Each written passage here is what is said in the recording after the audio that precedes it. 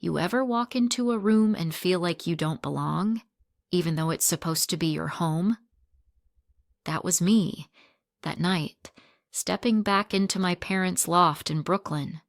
The place looked like it had been pulled straight out of an interior design magazine. Exposed brick walls, Edison bulbs hanging low, polished wood floors that glowed under the warm light. Everyone was already gathered, voices overlapping, laughter spilling out. And at the center of it all, Olivia, my younger sister, the star of the night. She'd just landed a supporting role in a Broadway play, nothing huge, but enough for my parents to throw a dinner party, enough for them to beam like she'd just won an Oscar. As I walked in, all eyes turned to her. Mine? They barely noticed. I could have been a shadow slipping through the doorway. Rachel's here, Mom said quickly, almost as an afterthought, before turning right back to Olivia. I forced a smile, hugged who I had to hug, then slid into a chair at the edge of the table. The chatter about Olivia's big break filled the air like background music on loop. Now, here's the thing. My family believed Olivia had carried us through the toughest years. They thought her charm, her talent, her presence somehow saved the house we were sitting in. But the truth? That was me. 6 years of checks, of transfers, of cutting back on my own life just to keep this loft from slipping away. 6 years of silence. They had no idea. Would you keep a secret like that? If it meant protecting your family, but erasing yourself in the process? I sat there, nodding along to stories I'd heard a dozen times, my wine glass untouched. Olivia laughed loudly, her hand waving in the air as she described rehearsal chaos. My parents' eyes lit up, hanging on every word. And me? I couldn't help but drift into memory. Flashback. I was 24, living in a cramped one-bedroom in Queens. Rent barely manageable. Nights where I skipped dinner just to make the numbers work. And then, the call, Dad's voice, shaky. Rachel, the mortgage. We're behind. We might lose the loft. My heart dropped. That loft wasn't just brick and wood. It was the anchor. The place we grew up. The only constant in a family that fought more than it hugged. I wired the money the next morning, no hesitation. I told myself it was just temporary one time. But one time became 6 years. Month after month, the quiet deposit that no one acknowledged. Back at the table, someone clinked a glass. Dad raised his eyes shining. To Olivia, our miracle. She saved us in more ways than one. I almost choked. Saved us? In more ways than one? My hand tightened around my fork. I stared down at my plate, the reflection of light bouncing off the polished silver. Did no one ever wonder where the money came from? Or did they choose not to ask because the myth of Olivia was easier to believe? I scanned the table, my uncle laughing, my mom beaming. Olivia soaking it all in. And I thought, if I disappeared tomorrow, would anyone even notice? Or would they just keep telling the same story? That's when it hit me. Tonight wasn't just about Olivia's role. It was about rewriting the narrative of who carried this family. And if I didn't say something, the myth would stick forever. But I wasn't ready yet. Not then. Instead, I let the weight of the truth sit heavy in my chest, a knot that wouldn't loosen. You ever feel invisible in your own story? Like you're the ghost at a party you actually paid for? I smiled, raised my glass with everyone else, and whispered a toast that no one heard. To the backbone that never gets credit. The clinking of forks and the hum of small talk filled the loft, but every conversation seemed to circle back to one person, Olivia, my sister, my parents' golden child. Every story, every toast, every laugh, they were all about her. Did you hear how fast she memorized her lines? Mom gushed. The director said she's one of the most talented newcomers he's ever worked with. Dad leaned in, proud grin spreading wide. She's not just talented. She's resilient. Remember how she kept the family together when times got rough? I froze. There it was again. That myth. That carefully painted picture where Olivia was the savior and I was just the bystander. My stomach tightened like someone had cinched a belt one notch too far. Would you sit there and smile while people rewrote your story right in front of you? I stirred my drink, forcing myself to swallow the bitterness rising in my throat. The table erupted in applause for Olivia's anecdote about rehearsals, her hands flailing dramatically as she described the chaos backstage. Laughter spilled over, glasses raised in admiration. Mine stayed on the table. The loft smelled of roasted garlic and rosemary, but I could barely taste a thing. All I could think about was how familiar this scene felt, like déjà vu, except it wasn't just tonight.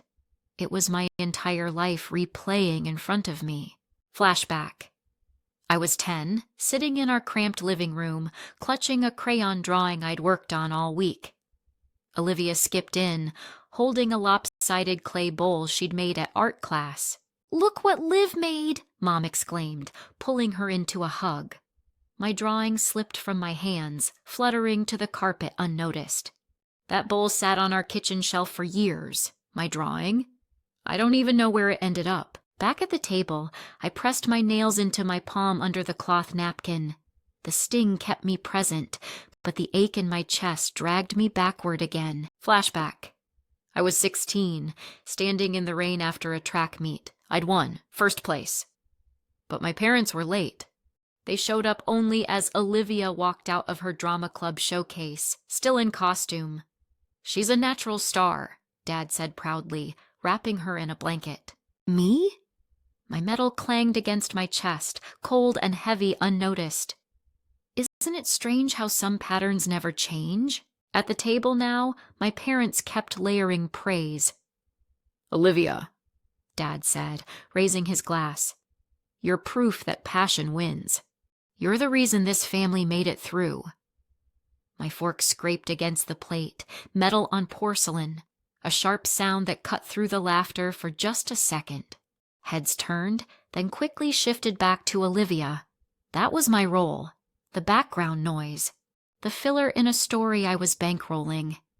What they didn't know, what no one at that table knew, was that every smile on Olivia's face, every toast raised in her honor, was sitting on the back of a secret mine. Do you know what it feels like to watch your sacrifices get erased right before your eyes? I swallowed hard, blinking as another flash of memory intruded. Flashback. 28 years old. My phone buzzing at work. Dad again. "Rachel, we're behind on the mortgage." Just a little this time. I wired the money again. That night, I skipped groceries, telling myself I'd make do with whatever was in the pantry. Olivia posted a photo on Instagram, smiling with friends at a new rooftop bar. "Celebrating opportunities," the caption said. I liked the photo. I never commented. And now, here we were. Everyone believed Olivia had kept the family together. The irony was choking. The conversation kept circling. Uncle Frank leaned in, chuckling. "Olivia, you've always been the glue, huh?" I wanted to scream. Glue? I was the one patching cracks with silent deposits and late nights staring at my bank account. She was the pretty frame on the wall while I reinforced the beams, but I stayed quiet, for now. The music in the background shifted, a mellow jazz track fading into something sharper, almost restless. I caught it, like the soundtrack of my own mood bleeding into the room. My pulse quickened, fingers tapping against my glass. "Rachel," Mom said suddenly, turning toward me, "don't you think it's amazing how Olivia's talent just kept us strong?" The question hung there, baited, smiling. I forced my lips into a curve. My voice was steady, but inside it shook. "Yeah," I said softly. "It's something." Do you see the cracks yet? When the story everyone claps for isn't the truth at all? The danger wasn't just emotional, it was real. Stakes were high. higher than anyone around that table realized. Without those silent transfers, without those sacrifices, this loft, the very room they were laughing in, would have been gone, sold, foreclosed. Our family splintered across the city, but no one knew, or maybe no one cared to know. I looked around at the table, at the faces shining with pride, at the sister basking in the glow, and I wondered, how long can one person carry the weight of an entire family before something breaks? Because cracks don't stay hidden forever. The room was loud until it wasn't. That's how it felt. 1 second forks scraped plates, glasses chimed, Olivia's laugh filled the loft. The next, the sound in my head dropped out like a needle lifted off a record. I watched my dad refill Olivia's wine. I watched my mom adjust a candle that didn't need adjusting. I watched my uncle lean in for another story about backstage chaos. And somewhere between the flame and the glass and the grin, I heard myself breathe. I set my fork down. A small click. Not loud, but final. "Olivia," I said, meeting her eyes. "When did you start helping Mom and Dad financially?" Her hand froze halfway to her glass. She blinked once, like a camera trying to focus. "I mean, on and off. You know how this industry is." A laugh, light and airy. "When I can? How much?" I asked. Calm. Too calm. Ballpark. The table shifted. Chairs creaked. Someone coughed. My mother spoke before Olivia could. "Rachel, this is a celebration." Her voice was sweet with warning. "We don't need to talk numbers at dinner." But this dinner was built on numbers. My numbers. "Just curious," I said, eyes never leaving Olivia. "Because we tell one story about who kept this place, and I want to make sure we're all telling the same one." Olivia's jaw tensed. "Why are you interrogating me?" "Interrogating?" I smiled. It didn't reach my eyes. "I'm asking the question everyone here should have asked a long time ago." My dad reached for his napkin, folding it in half, then in half again. His hands trembled. "Rachel." "Dad," I said gently, "you can answer too. When did Olivia start paying the mortgage?" He didn't answer. He looked down, as if the truth were printed on the linen. That was my opening. Or maybe it was the moment I stopped protecting everyone else. "Because here's what I know," I said, voice steady. 6 years ago, you were 3 months behind. The bank was circling. Foreclosure wasn't a threat on paper. It was a date on a calendar. I glanced around the table. Faces were still. This loft, these floors, these candles, this table was about to be sold. I let the words sit, long enough to sting. "And that's when the money started," I continued. "First, a lump sum, then $1,100 a month, then $1,300, then $1,500 when taxes went up and the furnace died and the roof leaked. Month after month, year after year, I leaned back. So, Olivia, how much did you contribute?" Her lips parted, then closed. She looked at our mother, then at our father, as if a line might be whispered to her from off stage. None came. Mom's smile tried to hold. It cracked at the edges. "Rachel, you're making everyone uncomfortable." "I know," I said, "but so is rewriting history." Uncle Frank cleared his throat, voice low. "Maybe we should let Rachel finish. Finish!" Like it was a speech I'd rehearsed. Maybe I had, alone in my apartment at 2 a.m., whispering to the ceiling because the words wouldn't let me sleep. "Here's the total," I said, my hands flat on the table so no one would see them shake. "Give or take, over 6 years, $90,000. The loft swallowed the number. It was a clean sound, sharp, like glass hitting stone. No one moved, not even Olivia. My father's fork slid off his plate and clattered onto the wood, a single wrong note in a silent song. My mother's face went white, then red, then white again. "That's ridiculous," she said, the word crumbling in the middle. "You're confused." I pulled my phone from my bag, unlocked it, scrolled to a folder I'd labeled "Receipts I Wish I Didn't Have." I turned the screen toward the table, bank app, transfers, dates, amounts. The same account every month. "Confused?" I said softly. "I wish—" Olivia leaned forward, eyes scanning the screen. Her voice dropped to a whisper. "That's you?" "It's always been me," I said. Silence. You know the silence I mean, right? The kind where everyone is there, but the room feels suddenly bigger, like you've stepped into a cavern and even your breath echoes. That silence, Dad finally spoke. "Barely." Rachel's telling the truth. Mom snapped her head toward him. "William!" Her voice was a hiss. "You told me—" He shook his head, eyes shining. "I told you we were fine. I told you what you needed to hear." His gaze drifted to me, heavy with guilt. "I didn't tell you who kept us fine. I should have felt vindicated. I didn't. I felt tired." Olivia's chair scraped back. "This is humiliating," she said. "You're making me look like a liar." "I'm not making you look like anything," I said. "I'm telling the truth." "The truth doesn't care how we look." She searched our parents' faces, hunting for a different script. Did you tell people it was me?" They didn't answer. That told her everything. Aunt Meredith set her glass down with a soft thud.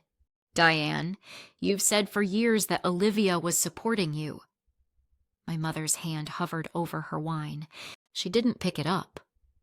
"I said we were grateful for her support. I never said—" "You did," Aunt Meredith said, almost kind. "We were there. The weight shifted again." The room tilted, just a degree, but enough to make the truth slide into the open. I looked at Olivia. "You said you helped when you could. That's honest. But there's a difference between a birthday check and a mortgage." Her eyes filled. "You think I don't know that?" The anger in her voice trembled. I thought they were proud of me for the right reasons." She swallowed. "I thought I was finally enough." I wanted to be angry at her, I was. But behind it, something softer pressed against my ribs. We were both daughters, after all, trying to be seen by the same pair of eyes. Dad rubbed his temples. "I should have told the truth." He looked at me, not away, for the first time all night. "I'm sorry." It landed like a drop of water on a wildfire. Not enough to put it out, but different than nothing. My mother still wasn't ready to surrender. "Why now?" she asked me, voice tight. "Why ruin your sister's night?" "Why make a scene?" "Because the scene was already written without me," I said. "Because you raised a toast to a story that wasn't true." I turned back to the table. "Do you know what would have happened without those transfers?" The foreclosure notice wasn't a scare tactic. It was a countdown. This place would be gone. You'd be eating dinner somewhere else tonight. Maybe not together. I let that hang. Another pause. Another beat for the stakes to calcify. "I didn't want applause," I said. "I wanted honesty. And I wanted to stop carrying this alone." No one reached for their glass. Nobody smiled. Even the candle flames seemed to shrink, as if the room had pulled the air away. Olivia took a step toward me. "Why didn't you tell me?" "Because I thought it would humiliate Dad," I said. "Because I thought it would crush you." Because I thought being the strong one meant being silent, I exhaled. I was wrong. Uncle Frank cleared his throat again, eyes soft. $90,000 is more than a story, he said. It's a life raft. My dad nodded, slow and sober. We were drowning. He faced my mother. Rachel threw the rope. Mom's hand shook. She finally lifted her glass but didn't drink. I wanted Olivia to be our success. Olivia flinched like the word hit her. "And Rachel?" she asked, voice barely a thread.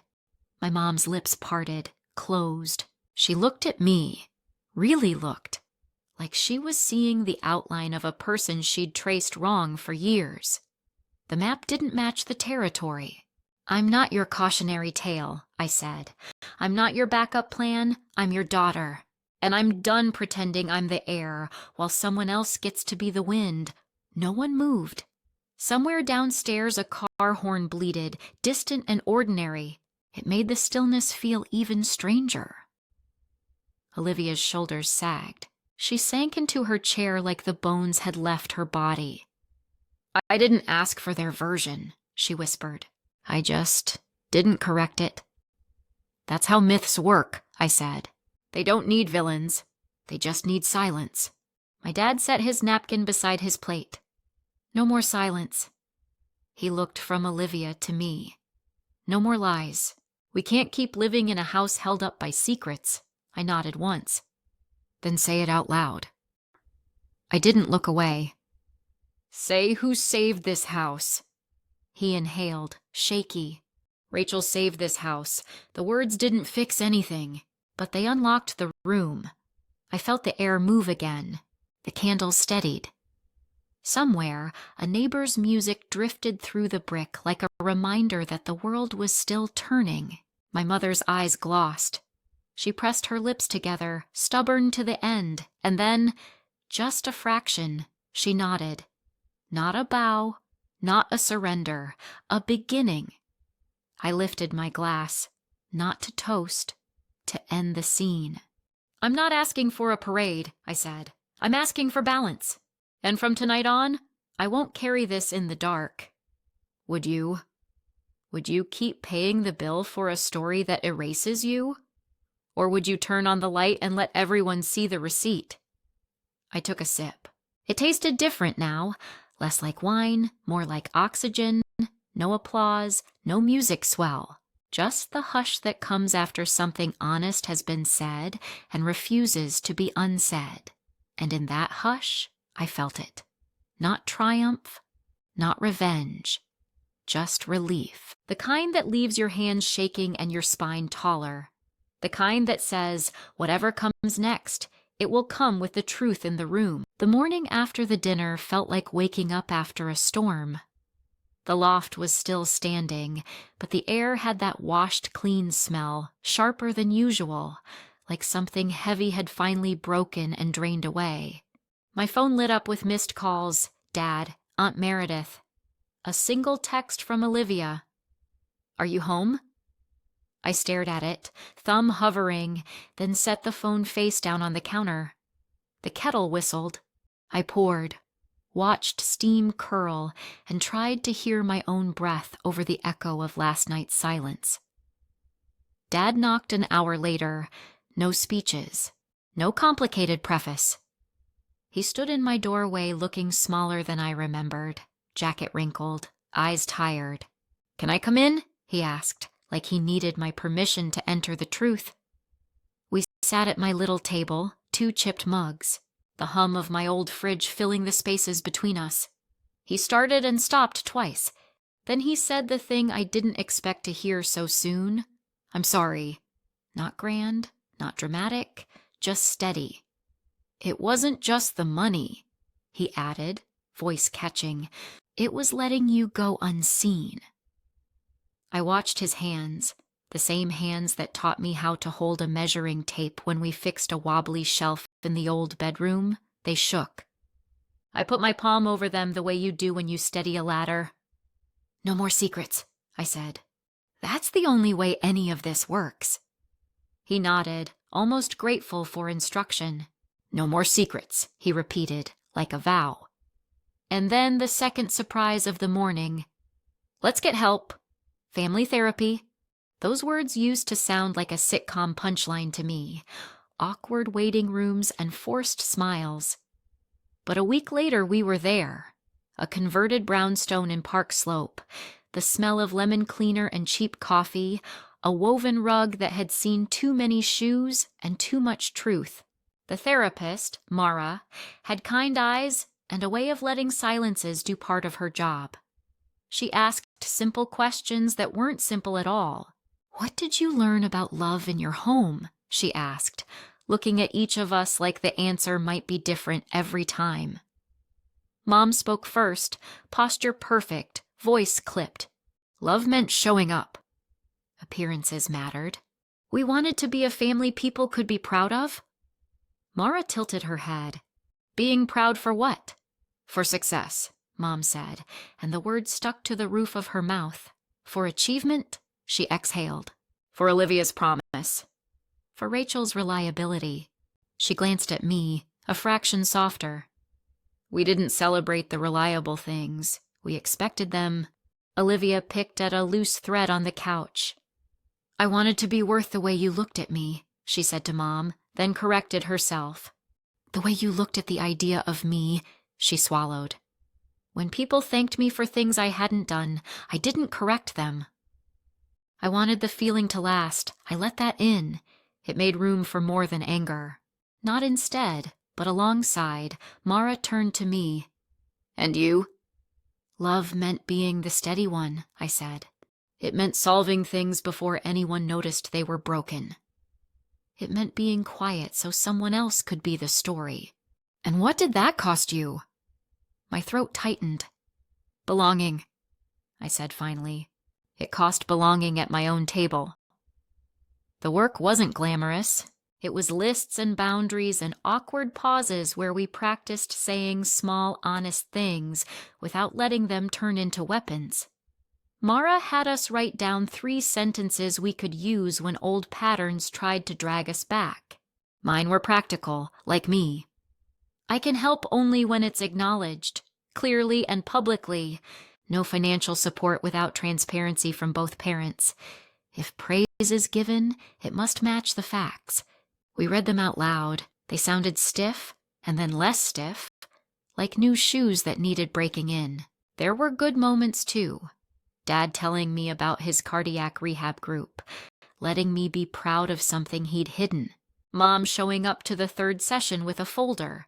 My degrees, old photos, the newspaper clipping when my firm promoted me.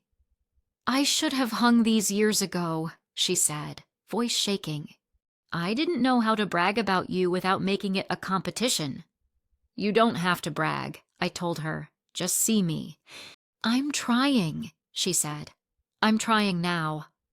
Olivia texted me one afternoon, then showed up with takeout and a knot in her shoulders. I booked a teaching workshop at the community theater, she said, almost apologetic. It's not Broadway. It's work that matters, I said. You don't have to be a miracle to be valuable. She looked at me like I'd just loosened a band she'd been wearing around her ribs. I wanted to be the one who saved them, she admitted. Because you already saved them and still... No one said it out loud. She wiped a tear with the heel of her hand. I'm sorry. I know, I said. I'm learning how to accept sorry without pretending it doesn't hurt. In therapy, Mara had us practice repair in real time. It felt clumsy until it didn't. We narrated triggers like weather forecasts. It's starting to drizzle. I need an umbrella. The temperature is dropping. Let's put on a coat. When Mom started to drift toward old scripts. Your sister has such presence. She caught herself, then added, and your steadiness has held us. Both are true. It landed better than any toast. We learned money rules, actual rules. A spreadsheet we all could see, who pays what, when. No vague promises. No stories in place of receipts. When Dad flinched, Mara reminded him that transparency is not humiliation. It's just information. Shame grows in dark corners, she said. Facts need light. On a Sunday, I went to the loft and watched Mom clear a space on the mantel. She placed my framed diploma beside Olivia's theater award and Dad's old commendation from the school district. It looked right. Not a hierarchy, a family math that finally added up. Was everything perfect? Number. Healing doesn't look like a straight line. It looks like a subway map. Looping, doubling back. 2 steps from your stop and then service change with no warning. But we had language now and rules. and a kind of gentle alarm in my chest that told me when we were drifting. That night before I left, Mom pressed a small envelope into my hand. "No money," she said quickly, smiling at my raised eyebrow. Inside was a photo of me at 12, bent over a science fair project, eyes bright, hair sticking out from a too-tight ponytail. Mom had written on the back in careful script, "I should have cheered louder. I see you." I kept it. Not because a photo fixes history, but because it marks a shift, a before and after. Walking home, the city felt softer. The sky over Brooklyn wore that thin blue that comes right after sunset, when the streetlights warm up and windows glow like quiet promises. My phone buzzed. A text from Olivia. "Therapy next week is at 5. You coming?" I typed back, "I'll be there." For the first time in years, I believed the sentence as I sent it. If you've ever sat in a circle and tried to rebuild what you thought was beyond repair, you know how fragile new trust feels. Like thin glass set where a wall used to be. You can see each other now, but you walk carefully. I went to bed early. The apartment breathed around me.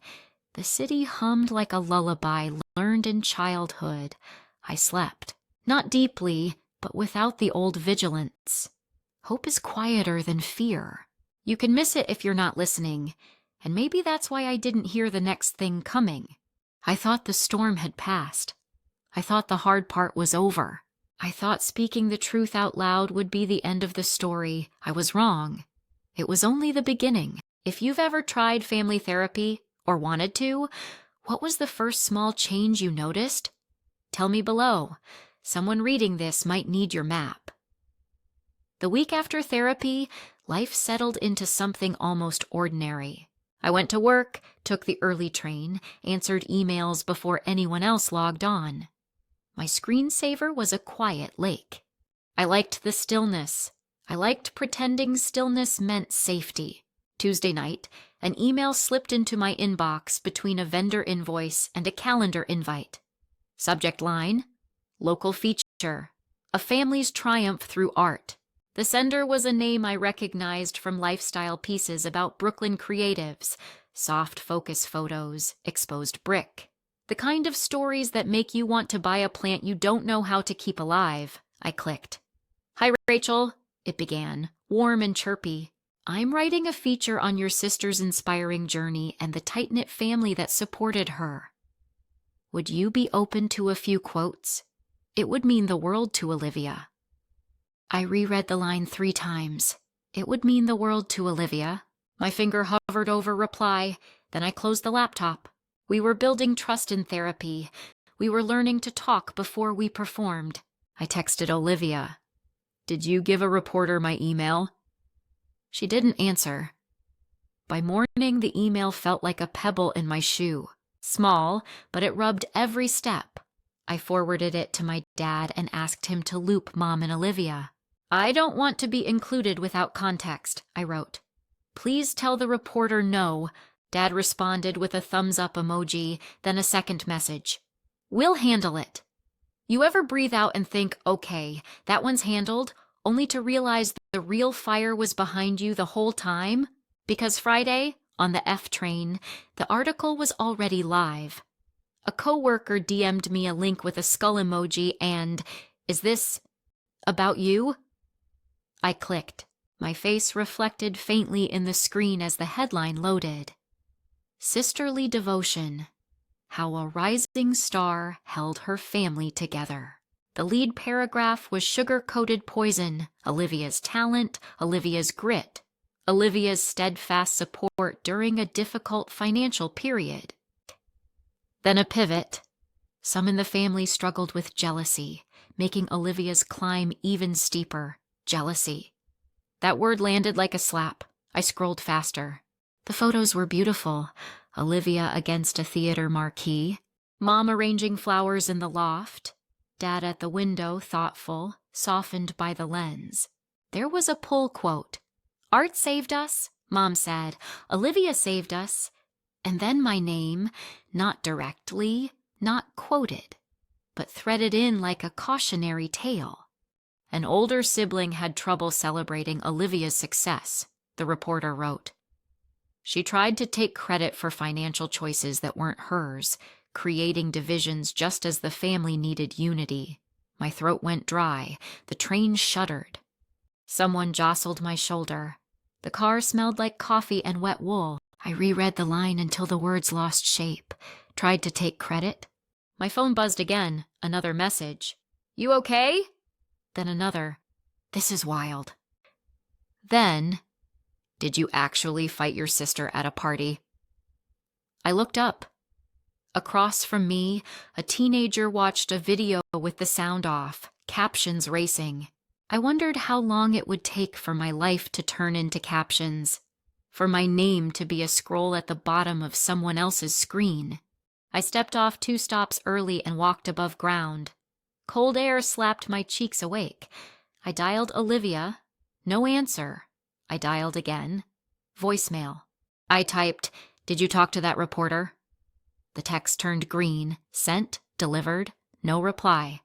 Work was a wall of glances. The open office suddenly felt like a fishbowl. Someone from legal stopped by my desk and pretended to ask about a contract. Their eyes kept drifting to my face, then to the phone, then back. HR pinged me to check in. My boss, kind and efficient, said, "If you need to take a personal day, do it." "Why?" I asked. "Because my family exists in pixels now?" He softened. "Because people are going to talk." They did. Whispered in the kitchen, laughed too loudly in the hall. One coworker, well-meaning, clumsy, said, My sister did something similar when I got engaged. Siblings, right?" I smiled so my teeth wouldn't show. At lunch, I sat on a bench and scrolled through the comments. I shouldn't have, but I did. Classic jealous older sister energy. If she wanted attention, she should have supported Olivia and shut up.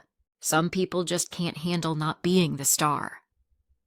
Between the snark were a few soft hands reaching out. "We don't know the whole story. Money and families are complicated." Sometimes the quiet sister is the one holding it all together. I held on to those like tiny life preservers in a flood. The flood kept rising. My aunt texted, furious. "I never said those things," she wrote. "They twisted my words." My dad called twice and hung up before I picked up. Mom sent a series of messages that read like she was trying to talk me down from a ledge she'd led me to. "Don't engage. It'll blow over." People don't remember articles, but people do, especially when the article confirms a story they already like telling. By late afternoon, I was shaking, not from anger, from exposure. It felt like my skin had been peeled back and the soft parts were out in the wind. I stepped into a conference room and closed the door. The glass wall didn't block anything. Coworkers walked by in a moving collage of curiosity and discomfort. I called Olivia again, voicemail. I texted, "Please talk to me." Then, impulsively, "Did you do this?" No answer. Have you ever been betrayed by the person you kept making excuses for? Have you ever defended someone while they opened the window behind you and invited the world to take a shot? I left early. I walked to the river because water steadies me. The wind off the East River cut through my coat and cleared my head to a cold, bright ache. I scrolled back to the reporter's email and read it again, slower this time. It would mean the world to Olivia. Why write that unless Olivia had asked? Why place me in the story unless someone nudged? I dialed Dad. He picked up on the first ring. "I'm sorry," he said before I spoke. "The reporter called back after your email." She said Olivia was comfortable telling the story her way. "Her way," I repeated, the words sour in my mouth. "Dad, did you or Mom correct her?" A pause, the kind that reveals more than a speech. "We thought it would be better to keep things positive," he said. For Olivia's career, I said. "And my reputation?" He swallowed. I heard it through the phone. We didn't think it would get this big. It always gets big when you feed it. I hung up and sat with the sting until it found bone. Then I did something that surprised even me. I opened my banking app. I screenshot 6 years of transfers. The dates tucked like beads on a string. I didn't post them. I sent them to one person. Olivia, no caption, no accusation, just facts. 5 minutes later, 3 dots bloomed and disappeared, then bloomed again, then a message. I didn't ask them to write about you. Another beat. I did talk to her. Another beat. I didn't tell her to write it like that. I stared at the screen. The most honest lie is the kind where every sentence is technically true. So you knew, I typed. You knew they were going to publish something that painted me as a jealous liar, and you said nothing. It's complicated, she wrote. This is good for my show. Press helps. There it was, the knife. Not rage, not malice. Calculation dressed up as hope. Good for your show, I typed. Fingers cold, breath visible in the air. Bad for my name. No reply. Back home, the article had been shared by a theater blog and then by a neighborhood account that loved feel-good stories. I watched the like count climb in real time. It was like staring at a tide chart and pretending you could stop the moon. I called Mara, our therapist, and left a message I tried to keep steady. We need an emergency session, I said. The story went public. The story isn't true. I hung up and paced my kitchen until the lines in the tile felt like a track I couldn't step off. That night my building was quiet. The radiator hissed. A siren sighed somewhere far away. I lay on the couch and let the ceiling come into focus, then blur, then focus again, jealousy. The words spun like a toy top and refused to fall. I drafted a statement 3 different ways and deleted it each time. I wasn't going to feed the machine, not yet. If you've ever been in a PR mess, you know the first move is often the quietest one. Gather, document, breathe, decide. So I breathed, I gathered. I decided one thing. I would not let a headline become my history. If you've ever had your story told without you, you know the burn that sits behind your eyes and the cold that slips under your ribs. You also know this truth. The only antidote to a loud lie is a louder truth, delivered at the right time, in the right way. Tell me, have you been there? Has someone turned your life into content? Drop what you learned in the comments. Someone here needs your blueprint before they drown in the noise. I didn't sleep the night the article spread. My phone buzzed itself hot on the nightstand. Mentions tags. DMs from people I hadn't spoken to since college. I turned it face down and watched the ceiling fade from gray to light. Somewhere, a garbage truck groaned and a bird tried to outsing the city. Neither won. By 7, I'd made a decision. If the lie was going to be loud, the truth had to be precise. Not louder, cleaner. I showered, dressed in the first thing my hand found, tied my hair back, and pulled a folder from the drawer where I'd been saving things I never wanted to need. Statements, transfer confirmations.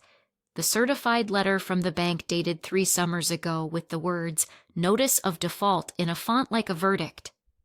I called a lawyer a friend recommended for messy family business that turns public. Her name was Sloane. She sounded like she could broker peace in a war or start one if necessary. "Bring documentation," she said. "Bring everything, yeah." Her office sat on the 20th floor of a building that liked glass more than walls. The receptionist offered water in a bottle expensive enough to make me laugh. I didn't drink it. My mouth felt made of paper. Sloane walked in with a legal pad and calm eyes. "Tell me," she said, and I did. I told her about the loft, the transfers, the dinner, the article, the word jealousy carved into my day like graffiti you can't scrub off. I slid the folder across the table. She opened it the way a surgeon opens a chest. Careful, practiced, emotion later. "This is good," she said, tapping dates with her pen. "Clean records, consistent amounts. Timeline that tracks. You kept receipts. I almost smiled. I'm a planner. Planners make my job possible, she said. She leaned back. You have options. We can send a legal demand to the publication, retraction, correction, apology. We can pursue defamation, but that's slow, expensive, and messy. Or we can play it surgical. A statement of facts that reframes the narrative without lighting the entire building on fire. And Olivia? I asked. She fed the story. Sloane nodded once. There's what you can prove and what you know. Separate them. For now, we address what's public and false. Then we handle the family. I left with a draft letter and a plan that felt like a spine. On the sidewalk, the city hit me full in the face. Horns, bikes, a man arguing with a parking meter, a girl balancing a violin case like it was part of her. I breathed. For the first time in 48 hours, the air went all the way down. My phone buzzed. A text from Mara, our therapist. I can see you at 5. Bring anyone who's willing. I replied, I'll be there. Then, after a beat, I don't think Olivia will. I was wrong. At 4:30, I walked into the brownstone. The lemon cleaner smell again. The rug we'd all taken turned staring at. And there was Olivia, knees together, hands knotted in her lap, mascara a fraction too heavy like she'd hoped to armor her face. Mom and Dad sat on either side of her, a lopsided formation with a gap where a truth should go. Mara took us in the way she always did, with that quiet, anchoring pause. Before we begin, she said, there's an elephant standing on the sofa. Let's name it. The article, I said. Olivia flinched, then lifted her chin. I didn't control how she wrote it, she said fast, the words reaching for cover. I talked about resilience in art and family. I didn't tell her to call you jealous. Did you correct it when you saw it? I asked. Silence. Then, no. Why do the shortest words weigh the most? Mara's voice was low. Olivia, why not? Because the piece was good for me, she said, the admission raw. Because a profile helps. Because my director retweeted it. Because the theater tagged it. Because I thought it would blow over and I didn't want to be the difficult one who nitpicks coverage. She swallowed. I told myself it wasn't my job to fix a reporter's angle. It became your job when the angle cut me, I said. When your silence drew blood? She closed her eyes. I know. Mom shifted. We told the reporter to keep it positive, she said, faint. We thought that was safer. For who? I asked. It came out softer than I expected. Not a knife, a needle, precise. No one answered. Mara turned to me. Rachel, what do you need right now? I need the truth documented, I said. I met with a lawyer. We're asking for a correction. I need you. I looked at Olivia. To tell the reporter what's true. And I need Dad and Mom to stop thinking positive means pretend, okraug. Dad's face cracked open. I'll call her, he said. I'll call today. Olivia's eyes filled. I'll email her now, she whispered. I'll ask for a correction. I'll say I was wrong not to fix it. Not just an ask, I said. A statement you'll stand behind whether she prints it or not. Olivia nodded. Okay. Her voice wobbled. Okay. Mara gave us a small assignment that felt like a life raft. 3 sentences each, she said. No more, no less. Say what you did. Say what it cost. Say what you will do now. We wrote in the quiet, pen scratching. The radiator hissing. Olivia read first, shaky. I talked to a reporter and didn't correct her. It cost my sister her good name. I will tell the truth publicly and accept the consequences. Dad's were simple and cut true. I let a lie live because it made one of my daughters shine. It cost the other her dignity. I will confirm the facts to anyone who asks. My mother's hand trembled on the page. I praised a story because it was beautiful and ignored whether it was true. It cost us trust. I will choose truth, even when it dims the spotlight. My turn. I stared at my 3 lines. They surprised me. I carried our house in the dark because I thought love meant silence. It cost me belonging. I will not pay with my name again. We left with a plan, emails, calls, a timeline. I didn't believe in miracles. I believed in the slow, unglamorous force of facts repeated until they stuck. That night I posted a thread, not angry, not vague, just measured. There's an article going around about my family, I wrote. It contains inaccuracies that have hurt my reputation. Here are the facts. Then 3 screenshots. Some's redacted except dates and proof of recurring transfers. I will not discuss private details beyond this, I added. I ask for respect for everyone involved. The responses split like a river hitting a rock. Some people doubled down. Looks fake. Clout chase. But more drifted another way. This matches what she said. Those are real bank lines. Why didn't the reporter verify? A local journalist DM'd me privately. If you want to go on record, I'll do this right. I said, no, not yet. Not like that. By morning, the original outlet had an email from Sloan on their legal desk and 3 voicemails from my dad.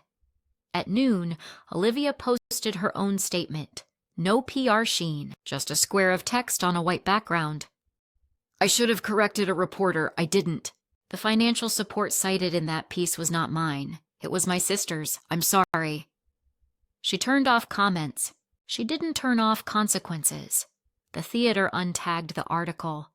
The outlet added a correction box at the top, small but present. An earlier version misstated financial contributions within the family. We regret the error. It wasn't an apology to me. It was a Band-Aid on a wound that needed stitches. But it slowed the bleeding. Then the tide did what tides do when the moon shifts. It turned. Slowly, then all at once. A parenting blogger who'd shared the piece deleted it and posted a new caption. We amplified a story before it was fact-checked. That's on us. A community forum in our neighborhood took down a thread that had spiraled into character assassination and pinned a reminder about empathy. And Olivia? The glow around her dimmed. Not gone, dimmed. A producer canceled an interview. A few fans accused me of ruining her moment. But the people who understood the math of adulthood, the ones who've paid rent late and sent money home and kept receipts, saw something else. They saw how easy it is to mistake applause for truth. They saw how a narrative can be curated, filtered, cropped, and still be wrong. Flashback. Quick, bright, unforgiving. Me on the edge of my bed at 26, phone light carving my face, transferring $1,300 at 11:59 p.m. so the bank wouldn't process a late fee. The room smelled like takeout I couldn't afford. The radiator rattled. I told myself this would buy us time.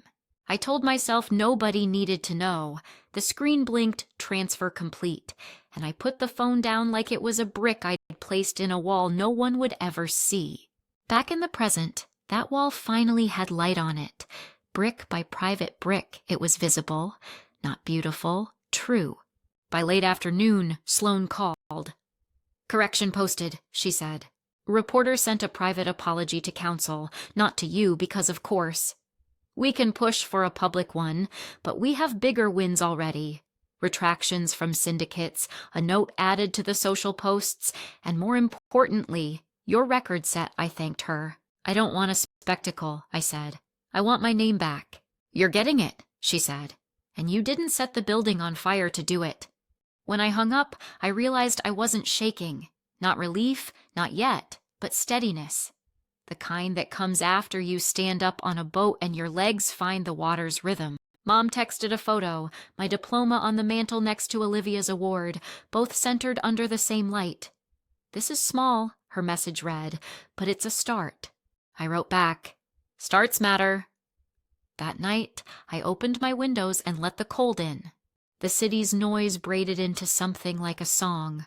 Sirens, laughter, a dog barking 2 buildings over, the lull of tires over wet asphalt. I thought about the word jealous and how it had tried to colonize my day. I thought about the quieter words that had beaten it back. Documented, corrected, acknowledged, none of them shiny, all of them strong. Here's what I know now, and maybe you need to hear it. When someone turns your life into content, you don't have to compete with their volume. You can cut with clarity. You can choose receipts over rage. You can wait for the water to turn, and when it does, you can meet it standing. Has your tide ever turned like that, slowly, then all at once? How did you know you were finally swimming with the current? Tell me below. Someone scrolling at 2 a.m. might need the map you made in daylight. The correction box stayed small, but the air in our world changed. You know that first breath after a storm? The kind that tastes like metal and rain and something clean? That's what the week felt like. Not peace, not yet, but breathable. The morning after Olivia's post, I woke to a text from Dad. Family meeting? Our place. No surprises. I stared at the words "no surprises" and realized how hungry I was for something that plain. I said yes. The loft looked different in daylight. Less glamorous, more honest. Sunlight slanted through the tall windows and picked out the dust we usually pretended wasn't there. The mantel held my diploma, Olivia's award, Dad's old commendation.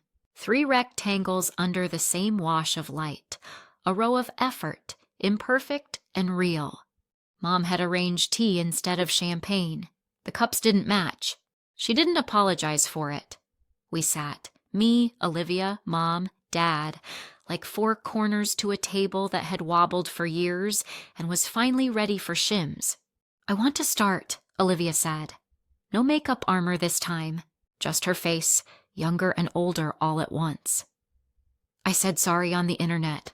That was for them. This is for you. She looked at me.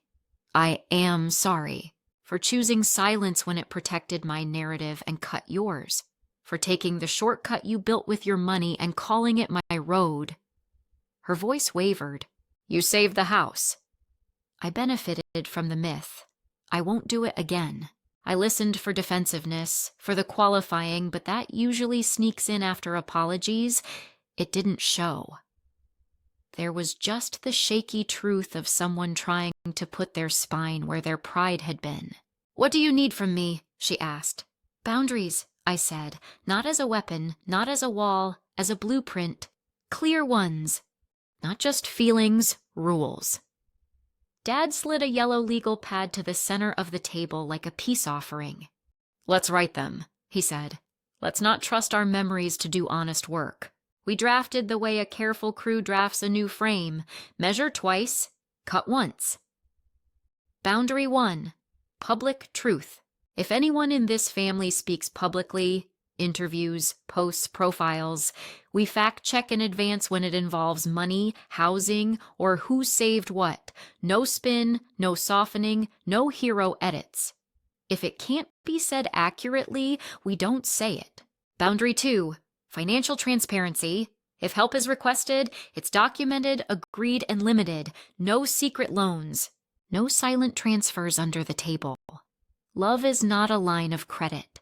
Boundary 3. Private before public. We talk to each other first.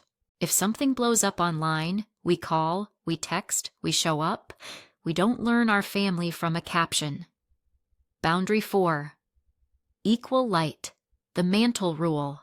If one of us is celebrated in this house, the other isn't erased in the process. Applause is not a pie. Anything else? Mom asked. She'd been quiet, hands wrapped around her teacup like warmth could be held. Yes, I said. One more. I met Olivia's eyes. If a story requires making me smaller, don't tell that story. She nodded, tears quick. Deal. We signed. Not a contract in a legal sense, but a contract in the sense that matters most. The kind you're willing to be held to when the spotlight shifts and your old instincts start shouting. After, we walked. Not as a ceremony, just as people with blood and lungs who needed to move. Brooklyn in late afternoon is a living metronome. bikes, buses, kids with sticky hands, a UPS driver confessing his day to a mailbox that couldn't care less. We turned down a block where the brownstones wear their age like jewelry. Olivia fell into step beside me. "Will you ever trust me again?" she asked. I thought about the word ever and how it's a trap door. "Trust isn't a switch," I said. "It's a dimmer. You turned it down. You can turn it up, slowly. How?" "Time," I said. "And choices that match your sentences." Choices came fast. A week later, a podcast reached out to Olivia for an interview. Sisters in the Arts, they called it. Olivia forwarded the email to all of us. "Not doing this," she wrote. "Not unless Rachel wants to, and only if we speak our own parts." I typed, "I'll pass. Thanks for looping us." She turned them down without compromise or sneakiness. Dimmer up, a click. My boss asked if I wanted to write a professional note to clients about the article. "We can preempt any whispers," he said. I shook my head. "If they ask, I answer, facts only." He looked relieved. "Facts only is our brand." Sloan, my lawyer, called with an update. The outlet placed a more visible correction and appended a note on social posts. "Do you want to push for an apology?" she asked. I looked at the mantle, at the afternoon light, at my calendar with a therapy session still penciled in every Thursday. "No," I said. "I want to live my life." Living your life is underrated until you almost lose the right to narrate it. On a quiet Sunday, I met Olivia at a diner that smells like coffee and toasted rye at all hours. The waitress called us Han without looking, the way only real diners do. We split pancakes because that's what we did when we were 9 and money didn't mean anything yet. "I kept trying to be a miracle," Olivia said, pushing syrup to the edge of her plate, watching it stop just short. "It's exhausting." "Miracles are crowd pleasers," I said. "But the people who actually keep the lights on rarely look miraculous." "They look consistent." She smiled, small and true. "I'm learning to be consistent." We talked about small things and big ones. About her workshop at the community theater and the kid who stayed behind to ask if stage fright ever disappears. About Dad's rehab exercises and how he cheats on the last set when he thinks no one's watching. About Mom's new hobby of framing old photos and how she's learning to hang a frame straight on the first try. That night, we did something that scared all of us a little. Dinner at the loft, again, no speeches, no toasts. Just food that tasted like food. I brought salad. Olivia brought bread. Mom made a roast that came out uneven and perfect. Dad didn't pour wine when he didn't want it. Halfway through, Mom cleared her throat. I braced without meaning to. She didn't stand. She didn't clink a glass. She just spoke, voice low. "Thank you for the light," she said to me, eyes steady. Even when I hated how it looked, I nodded. "Thank you for not shutting the blinds." We ate. We argued about a show like normal people arguing about a show. We cleaned up without tallying who did what. Later, while we stacked plates, Olivia touched my elbow. "Next week, you want to come watch the kids' showcase?" No press, just parents with iPhones. "Text me the time," I said, and I meant it. Here's the part I wish someone had told me earlier. Forgiveness doesn't mean the wound didn't happen.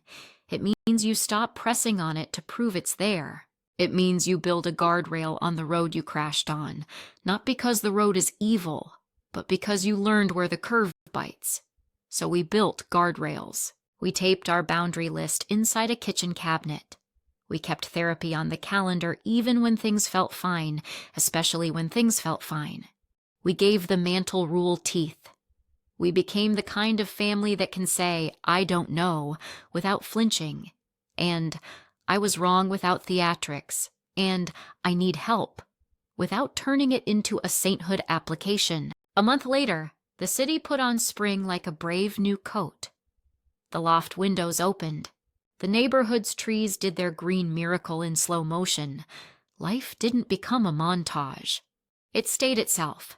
Emails, laundry, rent, bus schedules, the daily math of being a person. But underneath, A hum changed. A steady note replaced the static. On a walk home, I passed the bank that had once mailed us a letter that tasted like the end of the world. I went in.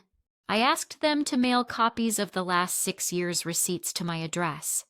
The teller clicked and nodded and didn't know she was participating in a personal ritual. I didn't need the papers. I needed the proof that I could ask for what was mine without whispering. That night, I sat by my window with those copies still sealed. A small stack like a book I'd already read. I didn't open them. I didn't have to. I placed them in a folder labeled Family, Settled. It felt like naming a star. If you've been carrying your family in the dark, let me tell you what the light feels like. It stings at first. It shows the mess and the dust and the uneven edges. Then your eyes adjust and you see where to sweep, where to sand, where to hang something that matters. The room doesn't become a palace. It becomes habitable, yours. I won't pretend we vanished into perfection. There are days the dimmer dips. There are moments I still want to shout. But the difference is this. We don't make altars to the myth anymore. We don't sacrifice anyone's name for a narrative. We let truth be unglamorous and strong.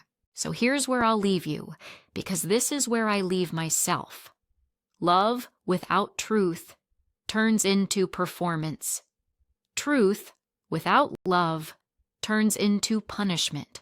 Together, they look like a table set for 4 with mismatched cups and equal light. If you've had to rebuild trust in public, if you've learned to draw a boundary without drawing blood, tell me how you did it. Your map might be the one someone needs tonight. Comment what shifted for you, what rule saved you, what sentence you taped inside your cabinet when the old scripts tried to sneak back in. I'll be reading. Someone else will be breathing easier because you wrote it down.